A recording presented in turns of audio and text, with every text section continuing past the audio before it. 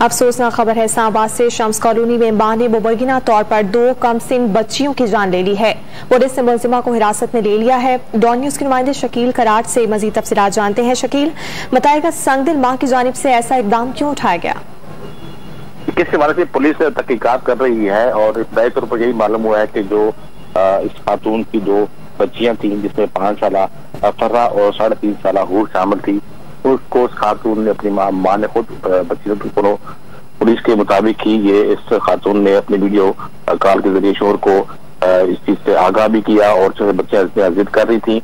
लेकिन ये भी बताया जा रहा है कि शायद खातून जो है वो जनी मरीजा है। पुलिस दोनों एंगल से इस वाक़े की तहकीकात कर रही है। तफसीलात के लिए बहुत शुक्रिया। ताज़ा तरीन वीडियोस के लिए हमारा YouTube चैनल सब्सक्राइब करके बेल आइकन प्रेस करिए ताकि आपको मिले हर अपडेट सबसे पहले।